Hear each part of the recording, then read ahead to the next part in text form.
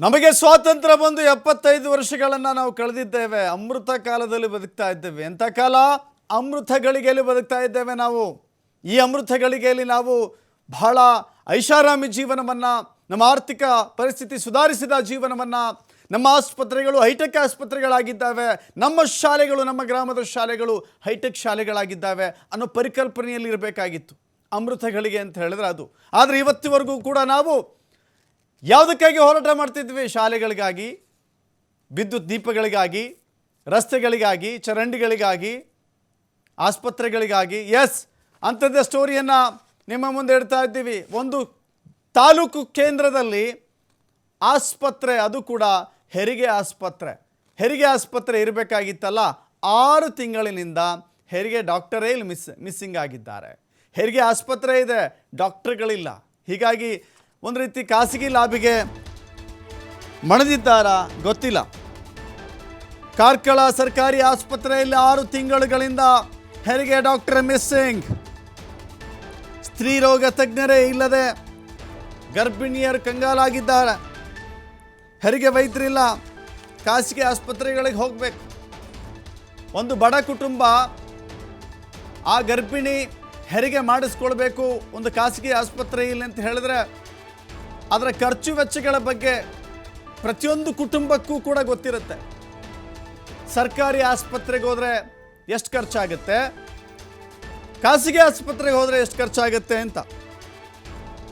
ಒಂದು ಬಡ ಕುಟುಂಬ, ಕೂಲಿ ಕಾರ್ಮಿಕನ ಕುಟುಂಬ, ಆಟೋ ಚಾಲಕನ ಕುಟುಂಬ, ಕ್ಯಾಬ್ ಚಾಲಕನ ಕುಟುಂಬ, ಬೀದಿ ಬದಿ ವ್ಯಾಪಾರ ಮಾಡುವಂಥವರು, ತರಕಾರಿ ವ್ಯಾಪಾರ ಮಾಡುವಂಥವರು, ಚಿಕ್ಕ ಪುಟ್ಟ ಕೆಲಸಗಳನ್ನು ಮಾಡುವಂಥ ಕುಟುಂಬ ಖಾಸಗಿ ಆಸ್ಪತ್ರೆಗೆ ಕರ್ಕೊಂಡು ಹೋಗ್ಲಿಕ್ಕಾಗತ್ತಾ? ಹೆರಿಗೆ ಮಾಡಿಸ್ಲಿಕ್ಕಾಗತ್ತಾ? ಇದು ಪ್ರಶ್ನೆ. 6 ತಿಂಗಳಿಂದ ಅಲ್ಲಿ ಇಲ್ಲವೇ ಇಲ್ಲ ಡಾಕ್ಟರ್. ಹೀಗಾಗಿ ಜನ ಕಂಗಾಲಾಗಿದ್ದಾರೆ, ತುಂಬ ಪರಿತಪಿಸ್ತಾ ಇದ್ದಾರೆ. ಹೆರಿಗೆ ವೈದ್ಯರಿಲ್ಲದೆ ಖಾಸಗಿ ಆಸ್ಪತ್ರೆಗಳಿಗೆ ಹೋಗಿ ಅಲ್ಲಿ ದೊಡ್ಡ ಬ್ಲೇಡ್ ಹಾಕಿಸ್ಕೊಂಡು ಬರ್ತಾ ಇದ್ದಾರೆ. ಅವರ ಜೇಬುಗಳಿಗೆ ಕತ್ತರಿ ಬೀಳ್ತಾ ಇದೆ. ಸಾಲ ಸೋಲ ಮಾಡಿಕೊಂಡು ಹೆರಿಗೆ ಮಾಡಿಸಿಕೊಂಡು ಬರಬೇಕಾದಂಥ ಸ್ಥಿತಿ ಇದೆ. ಉಚಿತವಾಗಿ ಚಿಕಿತ್ಸೆ ಸಿಗ್ತಾ ಇತ್ತು, ಹೆರಿಗೆ ಆಗ್ತಾ ಇತ್ತು. ಈಗ 10 ಪಟ್ಟು ಹಣವನ್ನು ಕೊಡಬೇಕಾಗಿದೆ. ಆಸ್ಪತ್ರೆಯಲ್ಲಿ ಉಚಿತವಾಗಿರಬೇಕಾಗಿತ್ತು, ಅಲ್ಲಿ ಲಕ್ಷಾಂತರ ರೂಪಾಯಿ ಹಣ ಕೊಡಬೇಕು. ಖಾಸಗಿ ಆಸ್ಪತ್ರೆಗಳಿಗೆ ಅನುಕೂಲ ಆಗಲಿ ಅಂತ ಹೇಳಿ ಇಲ್ಲಿ ಸ್ತ್ರೀರೋಗ ತಜ್ಞರು ಬರದಂತೆ ನೋಡಿಕೊಂಡಿದ್ದಾರಾ? ಇದರ ಹಿಂದೆ ರಾಜಕೀಯ ಒತ್ತಡ ಇದೆಯಾ? ಖಾಸಗಿ ಆಸ್ಪತ್ರೆಗಳ ಲಾಬಿ ಇದೆಯಾ? ಈ ಅನುಮಾನ ಶುರುವಾಗ್ತಾ ಇದೆ. ಕಳೆದ ಜುಲೈನಿಂದ ಇಲ್ಲಿವರೆಗೂ ಕೂಡ ಸ್ತ್ರೀರೋಗ ತಜ್ಞರ ಹುದ್ದೆ ಖಾಲಿ ಇದೆ. ಎಲ್ಲ ತಿಳಿದುಕೊಂಡು ಕೂಡ ಜಿಲ್ಲಾ ಆರೋಗ್ಯ ಇಲಾಖೆ ಮೌನವಾಗಿದೆ.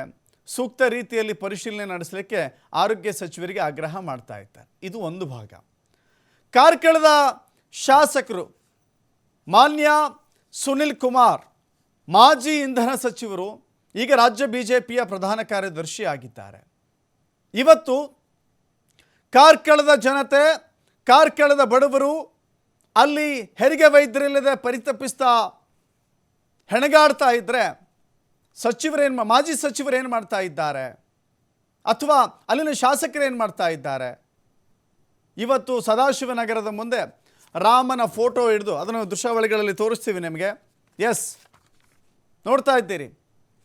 ಕಾರ್ಕಳದ ಜನತೆ ಹೆರಿಗೆ ವೈದ್ಯರಿಲ್ಲದೆ ಲಕ್ಷಾಂತರ ರೂಪಾಯಿ ಹಣವನ್ನು ಖರ್ಚು ಮಾಡಿ ಪರಿತಪಿಸ್ತಾ ಇದ್ದಾರೆ. ಕಾರ್ಕಳದಲ್ಲಿ ಹೆರಿಗೆ ಆಗಿಲ್ಲ ಅಂತ ಹೇಳಿದ್ರೆ ಅಕ್ಕಪಕ್ಕದ ಸರ್ಕಾರಿ ಆಸ್ಪತ್ರೆಗೆ ಹೋಗಬೇಕು ಅನ್ನುವ ತೆಗೆದುಕೊಂಡು ಹೋಗ್ತಾ ಇದ್ದಾರೆ.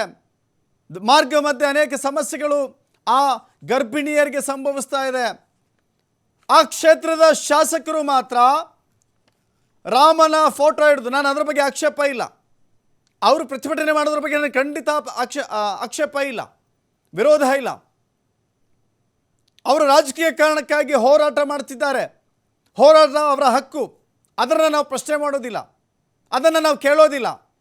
ಆದರೆ ನಮ್ಮ ಆಕ್ಷೇಪ ಇರುವಂಥದ್ದು ಕಾರ್ಕಳದ ಆಸ್ಪತ್ರೆಯಲ್ಲಿ ಹೆರಿಗೆಯ ವೈದ್ಯರಿಲ್ಲ ಅನ್ನೋದು. ಈ ಪ್ರತಿಭಟನೆಗೆ ಎಷ್ಟು ಆಸಕ್ತಿ ವಹಿಸಿದ್ದಾರೋ ಶಾಸಕರು, ಅಷ್ಟೇ ಆಸಕ್ತಿಯನ್ನು ಕಾರ್ಕಳದ ಹೆರಿಗೆ ವೈದ್ಯರನ್ನು ತರಲಿಕ್ಕೆ ವಹಿಸಿಲ್ಲ ಅನ್ನೋದು. ಹೆರಿಗೆ ವೈದ್ಯರ ನೇಮಕಾತಿಯಲ್ಲಿ ಶಾಸಕರು ಆಸಕ್ತಿ ವಹಿಸಿದರೆ ಕಳೆದ 6 ತಿಂಗಳುಗಳಿಂದ ಖಾಲಿ ಇರ್ತಾ ಇರಲಿಲ್ಲ. ಹೇಗೆ ಇಲ್ಲಿ ಆ ಶ್ರೀಕಾಂತ್ ಪೂಜಾರಿಯ ಬಂಧನದ ವಿಚಾರವಾಗಿ ಸಿಡಿದೆದ್ದಿದ್ದಾರೋ, ಕಾರ್ಕಳದ ಬಡ ಜನತೆ ಬಡ ಗರ್ಭಿಣಿಯರ ಪರಿಸ್ಥಿತಿಯನ್ನು ಕಂಡು ಅಲ್ಲೂ ಕೂಡ ಸರ್ಕಾರದ ವಿರುದ್ಧ ಸಿಡಿದೆದ್ದು ತಜ್ಞ ವೈದ್ಯರನ್ನು ನೇಮಕ ಮಾಡಿಸಬೇಕಾಗಿತ್ತು. ಎಸ್, ರಾಜಕೀಯ ಕಾರಣಕ್ಕಾಗಿ ಹೋರಾಟ ಮಾಡ್ತಾ ಇದ್ದಾರೆ, ಜನರ ಕಾರಣಕ್ಕಾಗಿ ಯಾಕೆ ತಲೆ ಕೆಡಿಸ್ಕೊಂಡಿಲ್ಲ ಅನ್ನೋದು ನಮ್ಮ ಪ್ರಶ್ನೆ. ಸುನಿಲ್ ಕುಮಾರ್ ಅವರು ಕಳೆದ ಬಾರಿ ಸಚಿವರಾಗಿದ್ದರು, ಅದು ಕೂಡ ಪವರ್ಫುಲ್ ಮಿನಿಸ್ಟರ್ ಆಗಿದ್ದರು. ಅವರು ಪವರ್ಫುಲ್ ಮಿನಿಸ್ಟರ್ ಆಗಿದ್ದರು.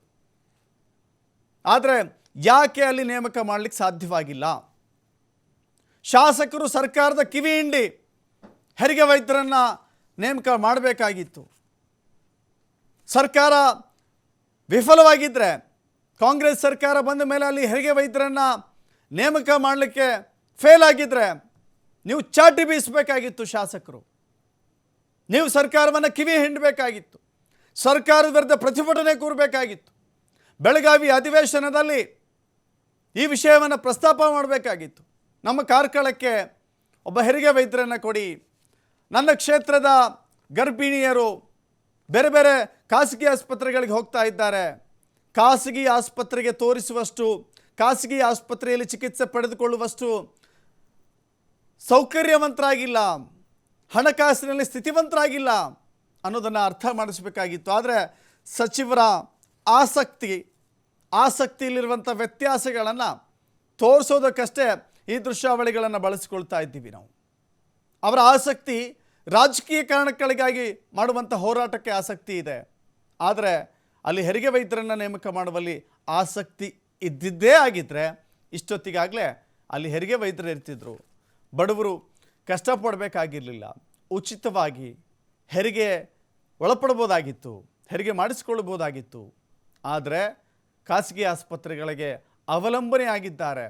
6 ತಿಂಗಳಲ್ಲಿ ಒಂದು ಅಂಕಿ ಅಂಶದ ಪ್ರಕಾರ 6 ತಿಂಗಳಲ್ಲಿ ಕಾರ್ಕಳ ತಾಲೂಕು ವ್ಯಾಪ್ತಿಯಲ್ಲಿ, ಕಾರ್ಕಳದ ಕ್ಷೇತ್ರದ ವ್ಯಾಪ್ತಿಯಲ್ಲಿ ಅಥವಾ ಈ ಆಸ್ಪತ್ರೆ ಸಮುದಾಯ ಆರೋಗ್ಯ ಕೇಂದ್ರ ಇದೆಯೋ, ತಾಲೂಕು ಆಸ್ಪತ್ರೆ ಇದೆಯಲ್ಲ, ಈ ಆಸ್ಪತ್ರೆಗೆ ಬರದೆ ಬೇರೆ ಬೇರೆ ಖಾಸಗಿ ಆಸ್ಪತ್ರೆಗಳಿಗೆ ಹೋಗಿ ಎಷ್ಟು ಜನ ಹೆಣ್ಣು ಮಕ್ಕಳು ಹೆರಿಗೆ ಮಾಡಿಸ್ಕೊಂಡಿದ್ದಾರೆ, ಎಷ್ಟು ಹಣವನ್ನು ವೆಚ್ಚ ಮಾಡಿದ್ದಾರೆ, ಎಷ್ಟು ಹೊರೆಯಾಗಿದೆ, ಹೆರಿಗೆ ವೈದ್ಯರಿಲ್ಲದೆ ಎಷ್ಟು ಸಮಸ್ಯೆ ಆಗಿದೆ, ಆ ಸಮಸ್ಯೆಯ ಆಳ ಅಗಲ ಆ ಗಾಂಭೀರ್ಯತೆ ಇದೆಯಲ್ಲ, ಅದು ಅರ್ಥವಾಗಿದ್ದರೆ ಶಾಸಕರಿಗೆ ಆ ವಿಷಯವನ್ನು ಪ್ರಸ್ತಾಪ ಮಾಡ್ತಾ ಇದ್ರು. ಕೇವಲ ಪ್ರಸ್ತಾಪ ಅಲ್ಲ, ಹೆರಿಗೆ ವೈದ್ಯರನ್ನು ಕಾರ್ಕಳಕ್ಕೆ ನಿಯೋಜನೆ ಮಾಡುವವರೆಗೂ ಕೂಡ ಅವರು ವಿರಮಿಸ್ತಾ ಇರಲಿಲ್ಲ, ಅವರು ವಿಶ್ರಾಂತಿ ತೆಗೆದುಕೊಳ್ತಾ ಇರಲಿಲ್ಲ. ನೋಡಿ, ಹಿಂದುತ್ವ ಅದರ ಬಗ್ಗೆ ನಮ್ಮದೂ ವಿರೋಧ ಇಲ್ಲ. ಆದರೆ ಈ ಹೆರಿಗೆಗೆ ಹೋಗುವಂಥ ಹೆಣ್ಣು ಮಕ್ಕಳಿದ್ದಾರಲ್ಲ, ಅಲ್ಲೂ ಹಿಂದೂಗಳಿದ್ದಾರೆ ತಾನೆ, ಅಲ್ಲೂ ಹಿಂದೂ ಹೆಣ್ಣು ಮಕ್ಕಳೇ ಹೋಗ್ತಾ ಇರ್ತಾನೆ. ಯಾವ ಕಾರಣಕ್ಕಾಗಿ ಹೆರಿಗೆ ಆಸ್ಪತ್ರೆಗೆ ವೈದ್ಯರನ್ನು ಇಲ್ಲಿವರೆಗೂ ನಿಯೋಜನೆ ಮಾಡಿಲ್ಲ? ಇವೆಲ್ಲವೂ ಕೂಡ ಪ್ರಶ್ನೆ. ಈ ಪ್ರಶ್ನೆಗಳಿಗೆ ಶಾಸಕರು ಉತ್ತರ ಕೊಡಬೇಕು. ನಮ್ಮ ಪ್ರಕಾರ ನಮ್ಮ ಒತ್ತಾಯ ಏನು ಅಂತ ಹೇಳಿದ್ರೆ, ರಾಮನ ಫೋಟೋ ಹಿಡಿದು ಹೇಗೆ ನೀವು ಹೋರಾಟವನ್ನು ಮಾಡ್ತಾ ಇದ್ದೀರೋ ಬಡ ಹೆಣ್ಣು ಮಕ್ಕಳ ಪರವಾಗಿಯೂ ಕೂಡ, ಇದಕ್ಕೂ ನಮ್ಮ ಖಂಡಿತವಾಗೂ ವಿರೋಧ ಇಲ್ಲ. ಅದೇ ರೀತಿಯಲ್ಲಿಯೇ ಹೆಣ್ಣು ಮಕ್ಕಳ ಪರವಾಗಿ, ಗರ್ಭಿಣಿಯರ ಪರವಾಗಿ, ಹುಟ್ಟುವ ಚಿಕ್ಕ ಮಕ್ಕಳ ಪರವಾಗಿ ನೀವು ಧ್ವನಿ ಎತ್ತಬೇಕು. ಶಾಸಕರೇ, ಧ್ವನಿ ಎತ್ತಬೇಕು. ಅಲ್ಲಿ ವೈದ್ಯರನ್ನು ನಿಯೋಜನೆ ಮಾಡುವವರೆಗೂ ಕೂಡ ನೀವು ಸರ್ಕಾರವನ್ನು ಬಿಡಬಾರ್ದು. ಯಾಕೆಂದರೆ ನಿಮ್ಮ ಕ್ಷೇತ್ರ, ಜನ ನಿಮ್ಮನ್ನು ಆಯ್ಕೆ ಮಾಡಿದ್ದಾರೆ, ಆ ಕ್ಷೇತ್ರದ ಹೆಣ್ಣು ಮಕ್ಕಳು ನಿಮಗೆ ಮತ ಹಾಕಿದ್ದಾರೆ, ನಿಮ್ಮನ್ನು ಗೆಲ್ಲಿಸಿದ್ದಾರೆ, ವಿಧಾನಸೌಧಕ್ಕೆ ಕಳಿಸಿದ್ದಾರೆ. ರಾಜಕೀಯವಾಗಿ ಹೋರಾಟ ಒಂದು ಕಡೆ, ಇನ್ನೊಂದು ಕಡೆ ಅಲ್ಲಿನ ಜನರ ಹಿತಕ್ಕಾಗಿಯೂ ಮಾಡಬೇಕಲ್ಲ, ಅದು ನಮ್ಮ ಪ್ರಶ್ನೆ. ಕಾರ್ಕಳದ ಆಸ್ಪತ್ರೆ ಬಗ್ಗೆ, ಹೆರಿಗೆ ವೈದ್ಯರಿಲ್ಲದ ಬಗ್ಗೆ ನಾವು ಮಾತನಾಡ್ತಾ ಇದ್ವಿ. ಅಲ್ಲಿನ ಸಾಮಾಜಿಕ ಹೋರಾಟಗಾರರು ದಿವ್ಯಾ ನಾಯ್ಕ್ ಅಂತ ಹೇಳಿ ನಮ್ಮ ಸಂಪರ್ಕಕ್ಕೆ ಬಂದಿದ್ದಾರೆ. ಮೇಡಮ್ ನಮಸ್ಕಾರ. ದಿವ್ಯಾ ನಾಯ್ಕ್ ಅವರು, ನನ್ನ ಧ್ವನಿ ಕೇಳಿಸ್ತಾ ಇದೆಯಾ? ನಮಸ್ತೆ ಸರ್, ಕೇಳಿಸ್ತಾ ಇದೆ. ಎಸ್, ಅಲ್ಲಿ ಹೆರಿಗೆ ವೈದ್ಯರಿಲ್ಲ, ಹೀಗಾಗಿ ಸಾಕಷ್ಟು ಸಮಸ್ಯೆಗಳು ಸೃಷ್ಟಿಯಾಗ್ತಾ ಇದೆ ಅಂತ ನಾವು ಕೇಳ್ಪಟ್ವಿ. ನಿಮ್ಮ ಗಮನಕ್ಕೆ ಬಂದಿದ್ದು ಯಾವಾಗ? ಅಲ್ಲಿನ ಜನ ಯಾವ ರೀತಿ ಪರಿತಪಿಸ್ತಾ ಇದ್ದಾರೆ, ಯಾವ ರೀತಿ ಸಮಸ್ಯೆಯನ್ನು ಅನುಭವಿಸ್ತಾ ಇದ್ದಾರೆ, ನಿಮ್ಮ ಗಮನಕ್ಕೆ ಬಂದ ಹಾಗೆ? ಹಾಂ ಸರ್, ಅಂದ್ರೆ ಲಾಸ್ಟ್ ಇಯರ್ ಕೂಡ ಇದೇ ತರ ಪ್ರಾಬ್ಲಮ್ಸ್ ಆಗಿತ್ತು. ಸೊ ಅಲ್ಲಿ ಬಂದ್ರೆ ಹೆರಿಗೆಗಂತ ಹೋದವ್ರನ್ನ ಪ್ರೈವೇಟ್ ಹಾಸ್ಪಿಟಲ್ಗೆ ಕಳ್ಸೋದು, ಈ ತರ ಎಲ್ಲ ಇನ್ಸ್ಟಾನ್ಸಸ್ ಇತ್ತು. ಮತ್ತೆ 2 ಮಕ್ಕಳು ಸಣ್ಣ ಇವಾಗಷ್ಟೇ ಹುಟ್ಟಿರೋ ಮಕ್ಕಳು ಕೂಡ ಡೆತ್ ಕೂಡ ಆಗಿತ್ತು. ಸೊ ಅದೆಲ್ಲ ಇಶ್ಯೂ ಆದ್ಮೇಲೆ 3 ಡಾಕ್ಟರ್ಸ್ ಬಂದ್ರು. ಆಮೇಲೆ ಇಲ್ಲ ಸರ್, ಇವಾಗ ಒಂದು ಆಲ್ಮೋಸ್ಟ್ 3-4 ಮಂತ್ಸ್ ಇಂದ ಇಲ್ಲಿ ಡಾಕ್ಟರ್ಸೇ ಇಲ್ಲ. ನನ್ಗೆ ಒಂದು 4-5 ಕಾಲ್ಸ್ ಬರುತ್ತೆ ಒಂದು ಆಲ್ಮೋಸ್ಟ್ 1 ಮಂತ್ ಇಂದ. ಈ ತರ ಹೇಳ್ತಾರೆ, ಅಂದ್ರೆ ಹಾಸ್ಪಿಟ್ಲಿಗೆ ಹೋದ್ರೆ ಪೇನ್ ಬಂದಿಲ್ಲ, ನಮ್ದು ಡೇಟ್ ಆಗಿದೆ, ನಮ್ಗೆ ಪೇನ್ ಬಂದಿಲ್ಲ, ಸಿಸರಿನ್ ಮಾಡ್ಬೇಕು, ಏನ್ ಮಾಡ್ಬೇಕು ಅಂತ ಕೇಳಿದ್ರೆ ನೀವು ಪೇನ್ ಬಂದ್ಮೇಲೆ ಬನ್ನಿ, ಇಲ್ಲ ಬೇರೆ ಹಾಸ್ಪಿಟ್ಲಿಗೆ ಹೋಗಿ ಅಂತ ಹೇಳ್ತಾರಂತೆ. ಇದು ಯಾವ ತರ ಆಗಿದೆ ಅಂದ್ರೆ ಅವ್ರು ಪಾಪ ಸಾಯ್ಬೇಕು ಬದುಕ್ಬೇಕು ಆ ತರ ಪರಿಸ್ಥಿತಿಯಲ್ಲಿದ್ದಾರೆ. ಇಲ್ಲಿ ಡೆಲಿವರಿಗಂತ ಹೋದ್ರೆ ಕೆಲವೊಂದು ಡೆಲಿವರೀಸ್ ನ, ಈ ನಾರ್ಮಲ್ ಡೆಲಿವರೀಸ್ ನ ನರ್ಸ್ಗಳೇ ಮಾಡ್ತಾ ಇದ್ದಾರೆ. ಅವರು ಕಾಲ್ ಮಾಡ್ಬಿಟ್ಟು ಅಳ್ತಾರೆ ಸರ್, ನಮ್ಮನ್ನ ಅಲ್ಲಿ ಪೇನ್ ಅಂತ ಹೋದ್ಮೇಲೂ ಅವ್ರಿಗೆ ಏನಾದ್ರು ಕಾಂಪ್ಲಿಕೇಶನ್ಸ್ ಅಂತ ಕಾಣಿಸಿದ್ರೆ ಅದನ್ನ ಇಲ್ಲಿ ಪಕ್ಕದಲ್ಲಿರೋ ನಿಟ್ಟೆ ಹಾಸ್ಪಿಟ್ಲಿಗೆ, ಇಲ್ಲ ಉಡುಪಿ ಇನ್ನೂ ಒಂದು 30 ಕಿಲೋಮೀಟರ್ ಆಚೆ ಇದೆ, ಸೊ ಅಲ್ಲಿ ಹಾಸ್ಪಿಟ್ಲಿಗೆ ಕಳಿಸ್ತಾರಂತೆ. ಇದು ಪರಿಸ್ಥಿತಿ ಹೆಂಗಾಗಿದೆ ಅಂದ್ರೆ ಪಾಪ ಅವರು ಅಳ್ತಾರೆ. ಡೆಲಿವರಿಗೆ ಅಂತ ಹೋದವ್ರು ಕಾಲ್ ಮಾಡಿ ಹೇಳ್ತಾರೆ, ಮೇಡಮ್ ಈ ತರ ನಮ್ಗೆ ಅಲ್ಲಿ ಮಾತಾಡ್ಲಿಕ್ಕೆ ಆಗ್ತಾ ಇಲ್ಲ, ಜಾಸ್ತಿ ಏನಾದ್ರು ಮಾತಾಡ್ಲಿಕ್ಕೆ ಹೋದ್ರೆ ನೀವೇನು ಮಾತಾಡ್ಬೇಡಿ, ಡಾಕ್ಟರ್ಸ್ ಇಲ್ಲ ಹೋಗಿ ಅಂತ ಹೇಳ್ತಾರೆ. ನಿಜಕ್ಕೂ ಕೂಡ ಮೇಡಮ್, ನಾವು ಇನ್ನೊಂದು ದೃಶ್ಯವನ್ನು ಕೂಡ ತೋರಿಸ್ತಾ ಇದ್ದೀವಿ. ಅಲ್ಲಿನ ಶಾಸಕರು ಅಲ್ಲಿ ಧ್ವನಿ ಎತ್ತಬೇಕಾಗಿತ್ತು, ಬೆಳಗಾವಿ ಅಧಿವೇಶನದಲ್ಲಿ ಮಾತನಾಡಬೇಕಾಗಿತ್ತು, ಅಲ್ಲಿನ ತಜ್ಞ ವೈದ್ಯರನ್ನು ನೇಮಕ ಮಾಡುವವರೆಗೂ ಕೂಡ ಅವ್ರು ಹೋರಾಟ ಮಾಡಬೇಕಾಗಿತ್ತು. ಇವತ್ತು ಹೋರಾಟ ಮಾಡ್ತಾ ಇದ್ದಾರೆ ಬೇರೆ ರಾಜಕೀಯ ಕಾರಣಕ್ಕಾಗಿ. ಆ ವಿಷಯ ನೋಡಿದ್ರೆ ನಿಮ್ಗೆ ಏನು ಅನ್ಸುತ್ತೆ? ಸರ್, ಅವು ರಾಜಕೀಯ ಮಾಡ್ಬೇಕು ಅಂತ ಕೂತ್ಮೇಲೆ ಅವರಿಗೆ ಜನರ ಜೀವ ಎಲ್ಲ ಲೆಕ್ಕಕ್ಕೆ ಬರಲ್ಲ ಸರ್. ಯಾಕಂದ್ರೆ ಅವ್ರು ಇರೋವಾಗಿಂದ ಈ ಕೂಗಿದೆ, ಅಲ್ಲಿ ಡಾಕ್ಟರ್ಸ್ ಕರೆಕ್ಟ್ ಆಗಿಲ್ಲ, ಯಾವುದಕ್ಕೂ ಇಲ್ಲ. ಈವನ್ ನೀವು ಎಕ್ಸ್ರೇಗೆ ಹೋಗ್ಬೇಕಂದ್ರು ಹೊರಗಡೆ ಕಳಿಸ್ತಾರೆ. ಇವಾಗ ಅಲ್ಲಿ ಇಲ್ಲ ಟೆಕ್ನಿಷಿಯನ್ಸ್, ನೀವು ಆಮೇಲೆ ಬನ್ನಿ ಅಂತ ಹೇಳ್ತಾರೆ. ಸೊ ಆ ತರ ಪರಿಸ್ಥಿತಿ ಇದೆ. ಹೆರಿಗೆಗೂ ಅಷ್ಟೇ, ಅಲ್ಲಿ ಗರ್ಭಿಣಿಯರು ಇದಕ್ಕಿಂತ ಹಿಂದೆ ಒಂದ್ ಸ್ವಲ್ಪ 6 ಮಂತ್ಸ್ 7 ಮಂತ್ಸ್ ಹಿಂದೆ ನಿಂತ್ಕೊಳ್ತಾ ಇದ್ರು ಸರ್ ಲೈನ್ ಅಲ್ಲಿ. ಈವನ್ ಅಲ್ಲಿ ಪ್ರೆಗ್ನೆಂಟ್ ಲೇಡೀಸ್ಗೆ ಕುತ್ಕೊಳ್ಳೋಕೆ ಫೆಸಿಲಿಟೀಸ್ ಇರ್ಲಿಲ್ಲ. ವೆಯ್ಟ್ ಮಾಡ್ಬೇಕಾದ್ರೆ ಅವರು ಲೈನ್ ಅಲ್ಲಿ ನಿಲ್ಬೇಕಿತ್ತು. ಅವ್ರು ರಾಜಕೀಯ ಏನ್ ಮಾಡ್ಬೇಕು ಅದನ್ನೇ ಮಾಡ್ತಾ ಇದಾರೆ. ಅವರು ಇದನ್ನ ಸ್ವಂತ ಇಂಟ್ರೆಸ್ಟ್ ತಗೊಂಡು ಎಲ್ಲೋ ಏನೋ ಮಾತಾಡೋದ್ಕಿಂತ ತನ್ನ ಸ್ವಕ್ಷೇತ್ರದಲ್ಲಿ ಏನಾಗ್ತಿದೆ ಅಂತ ಅದಕ್ಕೆ ಫಸ್ಟ್ ಗೆ ಧ್ವನಿ ಎತ್ತಬೇಕಲ್ವಾ ಸರ್. ಇಲ್ಲಿಂದ ಅಂತಲ್ಲ ನೋಡಿ, ದೊಡ್ಡದಾಗಿ ಒಂದು ಹಾಕ್ತಾರೆ, ಬ್ಯಾನರ್ಸ್ ಎಲ್ಲ ಹಾಕ್ತಾರೆ. ಮೇಡಮ್ ಅವರು ಇವತ್ತು ಹೇಳ್ತಾ ಇದ್ದಾರೆ, ಇವತ್ತು ನಿನ್ನೆ ಹೇಳಿದ್ದಾರೆ, ನಾನು ಕರಸೇವಕ, ನನ್ನನ್ನು ಅರೆಸ್ಟ್ ಮಾಡಿ ಅಂತ. ನಾವೇನು ಹೇಳ್ತಾ ಇದ್ದೀವಿ, ನೀವು ಕಾರ್ಕಳದ ಸೇವಕ, ನೀವು ಕರಸೇವಕರು ಆಗಿರ್ಬೋದು, ನನಗೆ ಗೊತ್ತಿಲ್ಲ. ನೀವು ಈಗ ಕಾರ್ಕಳದ ಸೇವಕರು, ಕಾರ್ಕಳದ ಸೇವೆ ಮಾಡಿ. ಅವರು ಇಲ್ಲಿ ಇದಾರೋ ಇಲ್ವೋ ಅನ್ನೋದೇ ಗೊತ್ತಿಲ್ಲ. ಅವರು ಏನ್ ಮಾಡ್ತಾ ಇದಾರೆ, ಅವ್ರ ರಾಜಕೀಯ ಅವ್ರು ಬೇರೆ. ಆದ್ರೆ ಇಲ್ಲಿ ಜನಗಳು ನೋಡ್ಬೇಕಲ್ಲ. 20 ವರ್ಷದಿಂದ ನಾನು ಬಂದಿದ್ದೀನಿ, ಒಂದು ದೊಡ್ಡದಾಗಿ ಬ್ಯಾನರ್ ಹಾಕ್ತಾರೆ, ಸುಸಜ್ಜಿತ ಆಸ್ಪತ್ರೆ ಅಂತ. ಆ ಕುದುರೆಮುಖ, ಕಳಸ ಈ ಕಡೆಯಿಂದ ಎಲ್ಲ ಬರ್ತಾರೆ ಸರ್. ಪಾಪ ಅವ್ರಿಗೆ ಗೊತ್ತಿರುದಿಲ್ಲ. ಸೊ ನಮ್ಗೆ ಇಲ್ಲಿ ತುಂಬಾ ಹಳ್ಳಿ ಇದೆ, ಇಲ್ಲಿ ಎಲ್ರು ಏನಂದ್ರೆ ಹತ್ರ ಇರೋ ಗವರ್ಮೆಂಟ್ ಹಾಸ್ಪಿಟಲ್ ನಾವು ಜಾಸ್ತಿ ರಿಲೇ ಆಗ್ತೀವಿ. ಸೊ ಅವರು ಅಲ್ಲಿಂದ ಎಲ್ಲ ಬರ್ತಾರೆ, ಸುಸಜ್ಜಿತ ಇದೆ, ಸೊ ಡಾಕ್ಟರ್ಸ್ ಎಲ್ಲ ಇರ್ತಾರೆ. ಅಡ್ವರ್ಟೈಸ್ಮೆಂಟ್ ನೋಡಿ ಬರೋರು ಎಷ್ಟು ಜನ ಇದ್ದಾರೆ. ಸೊ ಇಲ್ಲಿ ಬಂದ್ಮೇಲೆ ಪಾಪ ಅವ್ರಿಗೆ ಗೊತ್ತಾಗುತ್ತೆ, ಅವ್ರ ನರಕ ನೋಡಿದ್ರೆ ಸಾಕಾಗುತ್ತೆ ಸರ್. ಇಲ್ಲಿಂದ ಉಡುಪಿಗೆ ಕಳಿಸ್ತಾರೆ 30 ಕಿಲೋಮೀಟರ್ಸ್. ಆ ಪೇನ್ ಇಟ್ಕೊಂಡು ಎಷ್ಟೋ ಜನ ಹೋಗಿದ್ದಾರೆ. 30 ಕಿಲೋಮೀಟರ್ ಆ ಗರ್ಭಿಣಿ ಆ ನೋವನ್ನು ಅನುಭವಿಸ್ಕೊಂಡೇ ಹೋಗ್ಬೇಕು. ಮತ್ತೆ ಜಿಲ್ಲಾ ಆಸ್ಪತ್ರೆಗೆ ಕಳಿಸ್ತಾರೆ ಸರ್, ಅಂದ್ರೆ ಅಜ್ಜರ್ಕಾಡ್ ಹಾಸ್ಪಿಟ್ಲಿಗೆ ಕಳಿಸ್ತಾರೆ. ಸೊ ನಮ್ಗೆ ಇಲ್ಲ ಆಗಲ್ಲ, ಇಲ್ಲಾಂದ್ರೆ ನಿಟ್ಟೆ ಕಾರ್ಕಳದಿಂದ ಮತ್ತೆ ಅದು 10 ಕಿಲೋಮೀಟರ್ ಇದೆ. ಸೊ ಅವ್ರು ಆ ಪೇನ್ ಇಟ್ಕೊಂಡು ಹೋಗ್ತಾರೆ. ಸೊ ಅಂತವ್ರಿಗೆ ಹೋಗ್ಲಿಕ್ಕೆ ಆಗೋದಿಲ್ಲ ಅನ್ನೋರಿಗೆ ನರ್ಸ್ಗಳು ಡೆಲಿವರಿ ಮಾಡ್ತಾರಂತೆ. ನೋಡಿ, ವ್ಯವಸ್ಥೆ ಆಗರ ಆಗಿದೆ. ಧನ್ಯವಾದಗಳು ಮೇಡಮ್ ನಮ್ಮ ಜೊತೆ ಮಾತನಾಡಿದ್ದಕ್ಕೆ. ಇನ್ನು ಶಶಿಕಲಾ ಇದ್ದಾರೆ, ತಾಲೂಕು ಆರೋಗ್ಯ ಅಧಿಕಾರಿ, THO. ಮೇಡಮ್ ನಮಸ್ತೆ. ನಮಸ್ತೆ. ಸಾರಿ, ನಾನು THO ಅಲ್ಲ, ನಾನು ಇಲ್ಲಿದು administrative medical officer. Okay okay okay ಆಡಳಿತ taluk hospital. Yes. Okay madam, ನಿಮ್ಮ ಆಸ್ಪತ್ರೆಯಲ್ಲಿ ಹೆರಿಗೆ ವೈದ್ಯರಿಲ್ಲ ಅಂತ ಕೇಳ್ಪಟ್ವಿ, ನಿಜಾನಾ? ಹೌದು. ಎಷ್ಟು ತಿಂಗಳುಗಳಿಂದ ಮೇಡಮ್? ಒಂದು 6 ತಿಂಗಳಿಂದ. 6 ತಿಂಗಳಿಂದ. ಈಗ ಬರುವಂಥ ಗರ್ಭಿಣಿಯರಿಗೆ ಯಾರು ಹೆರಿಗೆ ಮಾಡಿಸ್ತಾರೆ ಹಾಗಾದ್ರೆ? ಬರುವವರಿಗೆ ನಾವು ಅವರಿಗೆ ಕರೆಕ್ಟ್ ಆಗಿ ಇದು ನಮ್ಮದು Udupi district hospital, Udupi MCH, yes, ಅಲ್ಲಿಗೆ ಕಳಿಸ್ತೇವೆ ಆಂಬ್ಯುಲೆನ್ಸ್ ಇಂದ. ಇಲ್ಲ ನಾವು ಲೇಡಿ ಗೋಷನ್ಗೆ ಕಳಿಸ್ತಾ ಇದ್ದೇವೆ. ಎಲ್ಲಿಗೆ? Lady Goschen, Mangalore. ಓಕೆ, ಒಂದು ಮಂಗಳೂರಿಗೆ ಕಳಿಸ್ತೀರಿ, ಇಲ್ಲಾಂದ್ರೆ ಉಡುಪಿಗೆ ಕಳಿಸ್ತೀರಿ? ಹೌದು. ಇದೆರಡರ ಹೊರತಾಗಿ ಹೆರಿಗೆ ಆಗಿಯೇ ಇಲ್ವಾ ನಿಮ್ಮ ಆಸ್ಪತ್ರೆಯಲ್ಲಿ? ಆಗಿದೆ. ಆ ಹೆರಿಗೆಗಳನ್ನು ಯಾರು ಮಾಡಿಸ್ತಾರೆ? ಅಲ್ಲ, ಅಕ್ಟೋಬರ್ ಅಲ್ಲೆಲ್ಲ ಆಗಿದೆ. ಒಂದು ಅಕ್ಟೋಬರ್ ತನಕ ಆಗಿದೆ ನಮ್ಮಲ್ಲಿ ಡೆಲಿವರಿ. ಮೇಡಮ್, ಈಗ ಹೆರಿಗೆ ವೈದ್ಯರಿಲ್ಲದೆ ನಿಮ್ಮ ಆಸ್ಪತ್ರೆಯಲ್ಲಿ ಹೆರಿಗೆಗಳಾಗ್ತಾ ಇದೆ? ಅಲ್ಲ, ಆಗ್ತಾ ಇಲ್ಲ. ಆದ್ರೆ ಅಂತ ಸರ್ಕಮ್ಸ್ಟೆನ್ಸ್ ಅಲ್ಲಿ ಲಾಸ್ಟ್ ಸ್ಟೇಜ್ ಅಲ್ಲಿ ಬಂದದ್ದು ಮಾತ್ರ ಒಂದು ಆಗಿದೆ ಅಕ್ಟೋಬರ್ ಅಲ್ಲಿ. ಅಕ್ಟೋಬರ್ ಒಂದಾಗಿದೆ. ಅಕ್ಟೋಬರ್ ಅಲ್ಲಿ ಒಂದಾಗಿದ್ದು ಹೊರತುಪಡಿಸಿದ್ರೆ ಇಲ್ಲಿವರೆಗೆ ಒಂದೇ ಒಂದು ಹೆರಿಗೆ ನಿಮ್ಮ ಆಸ್ಪತ್ರೆಯಲ್ಲಿ ಅಕ್ಟೋಬರ್ ನಂತರ ಇಲ್ಲ, ನವೆಂಬರ್ ಡಿಸೆಂಬರ್ ಅಲ್ಲಿ ಇಲ್ಲ. ಓಕೆ, ತುಂಬಾ ತುರ್ತು ಎಮರ್ಜೆನ್ಸಿ ಅಂತ ಬಂದಾಗ, ಈಗ ಇನ್ನೇನು ಕೆಲವೇ ಕ್ಷಣಗಳಲ್ಲಿ ಡೆಲಿವರಿ ಆಗುತ್ತೆ ಅಂತ ಬಂದಾಗ ನೀವೇನು ಮಾಡ್ಲಿಕ್ಕಾಗತ್ತೆ? ನಿಮ್ಮ ಅಸಹಾಯಕತೆ ಯಾವ ಮಟ್ಟದಲ್ಲಿರುತ್ತೆ? ಅಲ್ಲ, ಅವಾಗ ನಾವೇ ಏನಾದ್ರೂ ಆಕ್ಷನ್ ತಗೊಂಡು ಮಾಡ್ಬೇಕಷ್ಟೇ. ಆ ತರ ನೀವು ರಿಸ್ಕ್ ಆಗಿ ತೆಗೆದುಕೊಳ್ಬೇಕಾಗತ್ತೆ. ಅಕ್ಟೋಬರ್ ಅಲ್ಲಿ ಹಾಗೆ ಮಾಡಿದ್ದು ನಾವೇ. ಓಕೆ, ಅಂದ್ರೆ ಯಾವ ವೈದ್ಯರು ಮಾಡಿದ್ರು ಮೇಡಮ್? ನರ್ಸ್ಗಳು ಮಾಡಿದ್ರಾ? ವೈದ್ಯರು ಬೇರೆ? ನಮ್ಮದು CMO ಇಲ್ಲಿ ಡ್ಯೂಟಿ ಡಾಕ್ಟರ್ ಅಂಡ್ ಸಿಸ್ಟರ್ಸ್ ಸೇರಿ. ಡ್ಯೂಟಿ ಡಾಕ್ಟ್ರು ಮತ್ತು ಸಿಸ್ಟರ್ಸು. ಎಸ್. ಬಟ್ ಆ ಲೇಬರ್ ರೂಮಲ್ಲಿ ಹೋದಾಗ ಈ ನಂಗೆ ಗೊತ್ತಿಲ್ಲ ಸಿಸ್ಟರ್ಸ್ ಎಷ್ಟು ಪರಿಣಿತರು ಹೊಂದಿರ್ತಾರೋ ನಂಗೆ ಗೊತ್ತಿಲ್ಲ, ಈ ಡ್ಯೂಟಿ ಡಾಕ್ಟರ್ಗಳು ಅದರಲ್ಲಿ ಎಷ್ಟು ಪರಿಣಿತಿ ಹೊಂದಿರ್ತಾರೋ ಗೊತ್ತಿಲ್ಲ, ಯಾಕಂದ್ರೆ ಅವ್ರು ತಜ್ಞ ವೈದ್ಯರಲ್ಲ. ರಿಸ್ಕ್ ಆದ್ರೆ, ಸಮಸ್ಯೆ ಆದ್ರೆ ಜೀವಕ್ಕೆ ಅಪಾಯ ಆಗುತ್ತೋ ಇಲ್ವೋ? ಅದಕ್ಕೆ ರೆಫರ್ ಮಾಡುದು ನಾವು ಲೇಡಿಗೋಷನ್ ಮತ್ತೆ ಅದು ವೆನ್ಲಾಕ್, ಸಾರಿ. ಸರಿಸುಮಾರು ನೀವು ಆಡಳಿತಾಧಿಕಾರಿ ಆಗಿದ್ದೀರಿ ಅನ್ನೋ ಕಾರಣಕ್ಕೆ ಒಂದು ಪ್ರಶ್ನೆಯನ್ನು ಕೇಳ್ತೀನಿ ಮೇಡಮ್. ಸರಿಸುಮಾರು ನಿಮಗೆ ಒಂದು ತಿಂಗಳಿಗೆ ಈ ರೀತಿ ಎಷ್ಟು ಕೇಸ್ಗಳು ಬರುತ್ತೆ, ಎಷ್ಟು ಕೇಸ್ಗಳನ್ನು ರೆಫರ್ ಮಾಡ್ಬೋದು ಅಂದಾಜು? ನಾನು ಪಕ್ಕಾ ಇಷ್ಟೇ ಮಾಹಿತಿ ಕೊಡಿ ಅಂತ ಕೇಳಲ್ಲ. ಒಂದ್ ನಿಮಿಷ.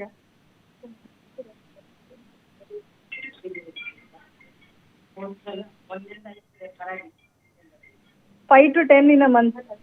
ಓಕೆ, 5ರಿಂದ 10 ಕೇಸ್ಗಳು ಬಂದೇ ಬರುತ್ತೆ. ಓಕೆ, ಆ 10 ಕೇಸ್ಗಳು ಕೂಡ ಅದು ಎಮರ್ಜೆನ್ಸಿ ಕಂಡೀಷನಲ್ಲಿದ್ದರೆ ಇಲ್ಲೇ ಎಲ್ಲರೂ ಬೇರೆ ಖಾಸಗಿ ಅಲ್ಲ, ಒಂದು ವಿಷಯ ಹೇಳಿಕ್ಕೆ ಇಷ್ಟಪಡ್ತೇನೆ. ಈಗ ನಮ್ಮಲ್ಲಿ ಗೈನೆಕ್ ಇಲ್ಲ ಅಂತೇಳಿ ಆಲ್ಮೋಸ್ಟ್ ನಮ್ಮ ಫೀಲ್ಡ್ ಸ್ಟಾಫ್ ಮತ್ತೆ ಅಕ್ಕಪಕ್ಕ PSC ಎಲ್ಲರಿಗೆ ವಿಷಯ ಗೊತ್ತಿದೆ. ಸೊ ಅವ್ರು ಏನ್ ಮಾಡಿದ್ದಾರೆ ಅಂದ್ರೆ ಅಡ್ವಾನ್ಸ್ ಆಗಿ ಪೇಷಂಟ್ ಗೆ ಕೌನ್ಸಿಲಿಂಗ್ ಮಾಡಿ, ಯಾಕಂದ್ರೆ ಟೆಸ್ಟ್ ಎಲ್ಲ ಅಲ್ಲೇ ಆಗ್ತದೆ, ಏನಾದ್ರೂ ಪ್ರಾಬ್ಲಮ್ ಇದ್ರೆ ಇಲ್ಲಿ ಟೆಸ್ಟ್ ಗೆ ಬರ್ತಾರೆ. ಸೊ ಅದನ್ನ ನಾವು ಹಾಗೆ ಡೀಲ್ ಮಾಡ್ತಿದ್ದೇವೆ. ಸೊ ಏನು ಪ್ರಾಬ್ಲಮ್ ಆಗಿದಾಗೆ ಟೈಮ್ ಅಲ್ಲಿ ನಾವು ರೆಫರ್ ಮಾಡ್ತಿದ್ದೇವೆ. ಸೊ ಅಲ್ಲಿಗೆ ಸಮಸ್ಯೆ ನಿಮ್ಗೆ ಅರ್ಥ ಆಗಿದೆ. ನಿಮ್ಮ PHC CHCಗಳಲ್ಲಿ ಇನ್ಸ್ಟ್ರಕ್ಷನ್ ಇರುತ್ತೆ, ತಾಲೂಕು ಆಸ್ಪತ್ರೆಯಲ್ಲಿ ಗೈನಕ್ ಡಾಕ್ಟರ್ ಇಲ್ಲ, ಹೀಗಾಗಿ ಅವ್ರು ನೇರವಾಗಿ ನೀವು ಜಿಲ್ಲಾಸ್ಪತ್ರೆಗೆ ಹೋಗಿ ಅಂತ ಅವರನ್ನೇ ಸಿದ್ಧ ಮಾಡಿಬಿಡ್ತೀರಿ ಅಂತ ಆಯಿತು. ಅಲ್ಲ, ಬೇರೆ ಈಗ ಅದೇ ನಿಮ್ಮ ಅಸಹಾಯಕತೆ ನನಗೆ ಅರ್ಥ ಆಗುತ್ತೆ. ನಾನು ನಿಮ್ಮನ್ನು ದೂರದಲ್ಲಿ ಅರ್ಥ ಇಲ್ಲ, ಜಸ್ಟ್ ನಿಮ್ಮಿಂದ ಮಾಹಿತಿ ಅಷ್ಟೇ ಪಡೆದುಕೊಳ್ತಾ ಇದ್ದೀವಿ ನಾವು. ಸೊ ಹಂಗಾಗಿ CHC PHC ಅಥವಾ ನಿಮ್ಮ ತಾಲೂಕು ಆಸ್ಪತ್ರೆಯಿಂದ ನೇರವಾಗಿ ಜಿಲ್ಲಾಸ್ಪತ್ರೆಗಳಿಗೆ ಹೋಗಬೇಕು, ಉಡುಪಿ ಆಸ್ಪತ್ರೆ ಅಥವಾ ಮಂಗಳೂರು ಆಸ್ಪತ್ರೆಗೆ ಹೋಗಬೇಕು, ಅದು ಬಿಟ್ಟು ಬೇರೆ ದಾರಿ ಇಲ್ಲ ಅಂತ. ಓಕೆ, ಧನ್ಯವಾದಗಳು ಮೇಡಮ್ ನಮ್ಮ ಜೊತೆ ಮಾತನಾಡಿದ್ದಕ್ಕೆ, ಮಾಹಿತಿಯನ್ನು ಹಂಚ್ಕೊಂಡಿದ್ದಕ್ಕೆ. ಇದು ನಾವೀಗ ಆಡಳಿತಾಧಿಕಾರಿಯನ್ನು ದೂರೋದ್ರಲ್ಲಿ ಯಾವುದೇ ರೀತಿ ಅರ್ಥ ಇಲ್ಲ. ನೇಮಕ ಮಾಡಬೇಕಾಗಿರೋದು, ನಿಯೋಜನೆ ಮಾಡಬೇಕಾಗಿರೋದು ಸರ್ಕಾರ.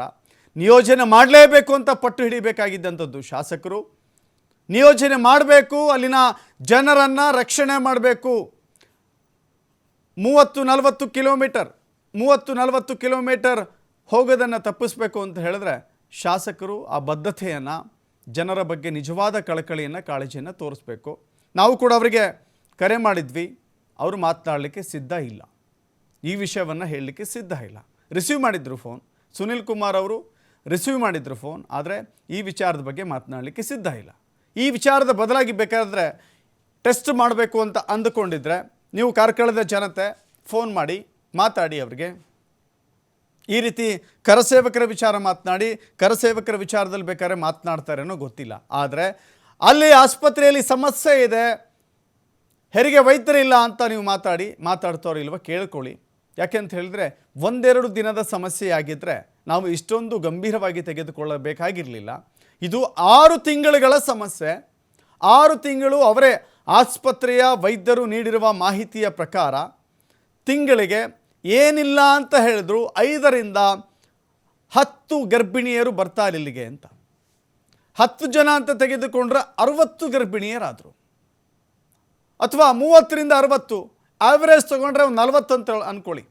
40 ಜನ ಗರ್ಭಿಣಿಯರು ಇಲ್ಲಿವರೆಗೆ ಎಲ್ಲಿ ಆಸ್ಪತ್ರೆಗೆ ಹೋಗಿದ್ದಾರೆ, ಯಾವ ಆಸ್ಪತ್ರೆಯಲ್ಲಿ ಹೆರಿಗೆ ಮಾಡಿಸ್ಕೊಂಡಿದ್ದಾರೆ, ಅವರ ಕಥೆ ಏನಾಗಿದೆ, ಮಾರ್ಗ ಮಧ್ಯೆ ಯಾವುದಾದ್ರೂ ಗರ್ಭಿಣಿಗೆ ಸಮಸ್ಯೆಯಾಗಿ ಆರೋಗ್ಯದಲ್ಲಿ ಏರುಪೇರಾಗಿ ಪ್ರಾಣಕ್ಕೆ ಕುತ್ತು ಬರುವಂಥ ಸ್ಥಿತಿ ಏನಾದರೂ ನಿರ್ಮಾಣ ಆಗಿತ್ತಾ, ಅಥವಾ ಅಪಾಯ ಸಂಭವಿಸಿ ಹೋಗಿದೆಯಾ, ನಮ್ಗೆ ಗೊತ್ತಿಲ್ಲ. ಆ ಸ್ಟಡೀಸ್ ಕೂಡ ತೆಗೆದುಕೊಳ್ಬೇಕಾಗತ್ತೆ. ಒಂದು ಆಸ್ಪತ್ರೆ ಅಂದಮೇಲೆ ಹೆರಿಗೆ ಆಸ್ಪತ್ರೆಯ ವೈದ್ಯರು ಇರಲೇಬೇಕಾಗತ್ತೆ, ಹೆರಿಗೆ ವೈದ್ಯರು ಇರಲೇಬೇಕಾಗುತ್ತೆ. ಆದರೆ ಇಲ್ಲಿ ಇಲ್ಲ. ಕಾರ್ಕಳದ ಶಾಸಕರು ನಾನು ಕರಸೇವಕ ಅಂತ ಹೇಳ್ತಾ ಇದ್ದಾರೆ. ಹೌದು, ನೀವು ಕರಸೇವಕರಾಗಿರಬಹುದು, ನನಗೆ ಗೊತ್ತಿಲ್ಲ. ನೀವು ನನಗೆ ಈಗ ಗೊತ್ತಿರೋದು ಕಾರ್ಕಳದ ಸೇವಕ, ಕಾರ್ಕಳದ ಜನರ ಸೇವಕ ಅಂತ. ಆದರೆ ಇಲ್ಲಿ ಆಗ್ತಿರೋದೇ ಬೇರೆ. ಶುಬೋಧ್ ಅಂತ ಹೇಳಿ ಕಾಂಗ್ರೆಸ್ ಮುಖಂಡ ನಮ್ಮ ಸಂಪರ್ಕಕ್ಕೆ ಬಂದಿದ್ದಾರೆ. ಶುಬೋಧ್ ಅವರೇ ನಮಸ್ಕಾರ. ನಮಸ್ಕಾರ. ಕಾರ್ಕಳದ ಹೆರಿಗೆ ವೈದ್ಯರ ಸಮಸ್ಯೆ, ಆ ವಿಚಾರಕ್ಕೆ ಸಂಬಂಧಪಟ್ಟಂತೆ ಮಾತನಾಡ್ತಾ ಇದ್ದೀವಿ ನಾವು. ಶುಬೋಧ್ ಅವರು, ನೀವು ಕಂಡಂತೆ 6 ತಿಂಗಳಿಂದ ಅನೇಕ ರೀತಿಯ ಸಮಸ್ಯೆಗಳಾಗಿದೆ, ಏನು ಹೇಳಲಿಕ್ಕೆ ಬಯಸ್ತೀರಿ? ನಿಮ್ಮದೇ ಸರ್ಕಾರ ಇದೆ ಅನ್ನೋದನ್ನು ನೆನಪಿಟ್ಕೊಂಡೆ ನೀವು ಮಾತಾಡಬೇಕು. ಕಾರ್ಕಳ ಸರ್ಕಾರಿ ಆಸ್ಪತ್ರೆಯಲ್ಲಿ ಮೊದಲು ತಿಂಗಳಿಗೆ 120 ಹೆಚ್ಚು ಹೆರಿಗೆಗಳಾಗ್ತಾ ಇತ್ತು. ಓಕೆ. ಅದೇ ಕಾರ್ಕಳ ಇಡೀ ತಾಲೂಕಿನವರು ಅಲ್ಲಿ ಬಂದು ಹೆರಿಗೆ ಚಿಕಿತ್ಸೆ ಪಡಿತಾ ಇದ್ರು. ಅಂದ್ರೆ ಒಳ್ಳೆ ನುರಿತ ಡಾಕ್ಟರ್ಗಳು ಕೂಡ ಇದ್ರು. ಆದ್ರೆ ಒಂದು ಮಗುವಿನ ಸಾವು ಪ್ರಕರಣ ಆದ ನಂತರ ಅಲ್ಲಿ ಡಾಕ್ಟರ್ ಮೇಲೆ ಎನ್ಕ್ವೈರಿ ಕೂತ್ಕೊಂಡ ನಂತರ ಡಾಕ್ಟರ್ನ ಅಲ್ಲಿ ಟ್ರಾನ್ಸ್ಫರ್ ಮಾಡಿದ್ರು. ಆಗ ಡಾಕ್ಟರ್ನ ಕೊರತೆ ಆಯ್ತು. ನಂತರ ಸಹಜವಾಗಿ ಆಗ ಚುನಾವಣೆ ಎಲ್ಲ ಬರ್ತಾ ಇದ್ರು, ಯಾರು ಗಮನ ಕೊಟ್ಟರೋ ಇಲ್ವೋ ಗೊತ್ತಿಲ್ಲ. ಆದ್ರೆ ಅದರ ಫಲಿತಾಂಶ ಏನಾಯ್ತು ಹೇಳಿದ್ರೆ ಅಲ್ಲಿ ವೈದ್ಯರ ಕೊರತೆ ಆಯ್ತು. ಮೆಟರ್ನಿಟಿ ಡಾಕ್ಟರ್ ಇಲ್ಲ. ಮತ್ತೆ ಅದು ಸಮಸ್ಯೆಯಿಂದಾಗಿ ಬಹಳಷ್ಟು ಜನ ದೂರದ ಮಂಗಳೂರಿಗೆ, ಉಡುಪಿಗೆ ಅನಿವಾರ್ಯವಾಗಿ ಹೋಗುವ ಪರಿಸ್ಥಿತಿ ಬಂತು.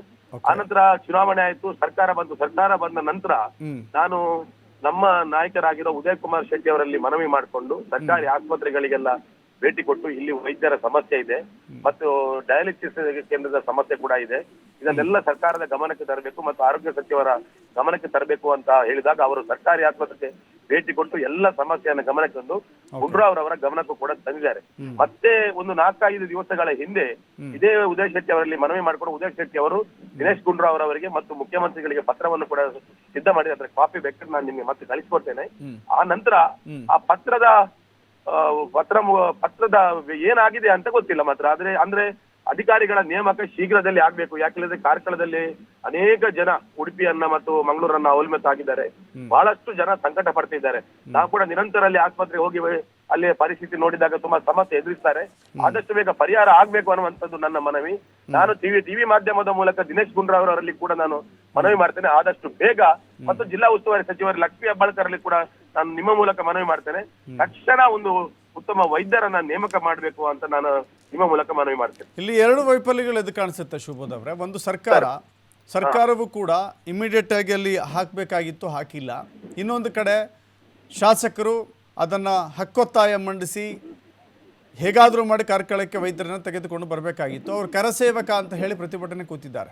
ಸರ್, ಮೊನ್ನೆ ಇದರ ಮೊದಲು ಅವರು ಉಸ್ತುವಾರಿ ಸಚಿವರಾಗಿದ್ರು, ಪ್ರಭಾವಿ ಸಚಿವರು ಅಂತ ಅವರು ಹೇಳ್ಕೊಳ್ತಾ ಇದ್ರು. ಆಗ್ಲೇ ಸ್ವಲ್ಪ ವೈದ್ಯರ ಕೊರತೆ ಇತ್ತು, ಅನೇಕ ಪ್ರತಿಭಟನೆಗಳು ಆಗಿದೆ, ಆಸ್ಪತ್ರೆಯ ಪರಿಸ್ಥಿತಿಗಳು ನಿಮ್ಗೆ ಗೊತ್ತಿದೆ. ಆನಂತರ ನಾನು ರಾಜಕೀಯ ಮಾತಾಡ್ಲಿಕ್ಕೆ ಹೋಗುದಿಲ್ಲ, ಚುನಾವಣೆ ಮುಗ್ದೋಯ್ತು, ಈಗ ಸರ್ಕಾರ ಬೇರೆ ಆಗಿದೆ. ಆದ್ರೆ ಶಾಸಕರಾಗಿ ಅವರದ್ದು ಕೂಡ ಜವಾಬ್ದಾರಿ ಇದೆ. ಅಲ್ಲಿ ಒಂದು ಶಿಶುವಿನ ಮರಣ ಆಗಿದೆ ಮತ್ತು ಗರ್ಭಿಣಿ ಹೆಂಗಸಿಗೆ ಒಂದು ಸಮಸ್ಯೆ ಆಗಿದೆ. ಈ ತರ ನಿರಂತರಗಳ ಸಮಸ್ಯೆ ಆದಾಗ ಅದು ಬಲವಾಗಿ ಅದನ್ನು ಅವರು ಸೀರಿಯಸ್ ಆಗಿ ತಗೊಳ್ಬೇಕಿತ್ತು, ಅವರು ತಗೊಳ್ಳಿಲ್ಲ. ಯಾಕೆ ಅನ್ನುವಂಥದ್ದು ಇವತ್ತು ನಾನು ಈಗ ಅವರ ಸೋಷಿಯಲ್ ಮೀಡಿಯಾ ನೋಡಿದೆ. ಕರಸೇವಕರ ಬಂಧನಕ್ಕೆ ಠಾಣೆ ಎದುರು ಸುನಿಲ್ ಕುಮಾರ್ ಅವರು ಧರಣಿ ಕುತ್ಕೊಂಡಿದ್ದಾರೆ. ಅದೇ ಸರ್ಕಾರಿ ಆಸ್ಪತ್ರೆಗೆ ನುರಿತ ವೈದ್ಯರು ಬೇಕು ಅಂತ ಯಾಕೆ ಅವರು ಧರಣಿ ಕುತ್ಕೊಳ್ಳಿಲ್ಲ ಅನ್ನೋ ಪ್ರಶ್ನೆ ನಾನು ಅವರನ್ನು ಕೇಳುದು. ಕರಸೇವಕ ಅದು ನಿಜವಾದ ಕರಸೇವಕರು ಅಥವಾ ನಾನು ಪ್ರಶ್ನೆ ಮಾಡುದು ಶಾಸಕರನ್ನು. ನಾನು ಸರ್ಕಾರ ರಾಜ್ಯದಲ್ಲಿ ಕಾಂಗ್ರೆಸ್ ಸರ್ಕಾರ ಇದೆ, ನಾನು ನಿಜವಾಗಿ ಅದನ್ನು ಕೂಡ ಹೇಳ್ತೀನಿ. ನಾನು ಸರ್ಕಾರ ಕೂಡಲೇ ನೇಮಕ ಮಾಡಬೇಕು. ಅದ್ರ ಜೊತೆಲಿ ನಾನು ಕಾರ್ಕಳ ಶಾಸಕರು ಕೂಡ ಪ್ರಶ್ನೆ ಮಾಡ್ತೇನೆ, ಅವರು ಸರ್ಕಾರಿ ಆಸ್ಪತ್ರೆಗೆ ನುರಿತ ವೈದ್ಯರು ಬೇಕು ಅಂತ ಅವರೊಂದು ಪ್ರತಿಭಟನೆ ಮಾಡ್ಲಿ, ನಾನು ಅವ್ರ ಜೊತೆ ಕೂತ್ಕೊಳ್ತೇನೆ. ನಾವು ಕಾರ್ಕಳದವರು ಕೂಡ ಅವ್ರ ಜೊತೆ ಕೂತ್ಕೊಳ್ತೇವೆ, ಅವರು ಅದಕ್ಕೋಸ್ಕರ ಪ್ರತಿಭಟನೆ ಮಾಡ್ಲಿ ಅನ್ನುವಂತ ಮನವಿ ನಾನು ಅವರಲ್ಲಿ ಮಾಡ್ತೇನೆ. ಓಕೆ, ಧನ್ಯವಾದಗಳು ಶುಭೋದ್ ಅವರೇ ನಮ್ಮ ಜೊತೆ ಮಾತನಾಡಿದ್ದಕ್ಕೆ. ಇದು ಕಾರ್ಕಳದ ಆಸ್ಪತ್ರೆಯ ಸ್ಥಿತಿ. ಆಸ್ಪತ್ರೆಯಲ್ಲಿ ವೈದ್ಯರಿಲ್ಲ, ಅನೇಕ ಸಾವು ನೋವುಗಳು ಸಂಭವಿಸ್ತಾ ಇದ್ದಾವೆ. ಗರ್ಭಿಣಿಯರು, ನವಜಾತ ಶಿಶುವಿನ ಸಮಸ್ಯೆ ಕೂಡ ಅಲ್ಲಿ ಸೃಷ್ಟಿಯಾಗ್ತಾ ಇದೆ. ಕಾರ್ಕಳದ ಶಾಸಕರು ಇತ್ತ ಗಮನ ಹರಿಸಬೇಕು. ಮಾತ್ರವಲ್ಲ, ದಿನೇಶ್ ಗುಂಡೂರಾವ್ ಈ ಸ್ಟೋರಿಯನ್ನು ಗಮನಿಸಬೇಕು. ಜೊತೆಗೆ ಜಿಲ್ಲಾ ಉಸ್ತುವಾರಿ ಸಚಿವೆ ಲಕ್ಷ್ಮೀ ಹೆಬ್ಬಾಳ್ಕರ್ ಕೂಡ ಗಮನ ಹರಿಸಬೇಕಾಗತ್ತೆ. ಅವರು ಕೂಡ ಮಹಿಳೆಯರಾಗಿದ್ದಾರೆ, ಮಹಿಳಾ ಮತ್ತು ಮಕ್ಕಳ ಕಲ್ಯಾಣ ಸಚಿವರಾಗಿದ್ದಾರೆ. ಕೂಡಲೇ ಎಚ್ಚೆತ್ತುಕೊಳ್ಬೇಕು, ಅಲ್ಲಿ ಅಧಿಕಾರಿಯನ್ನು, ತಜ್ಞ ವೈದ್ಯರನ್ನು ನೇಮಕ ಮಾಡಬೇಕು ಅನ್ನೋದಷ್ಟೇ ನಮ್ಮ ಆಗ್ರಹ.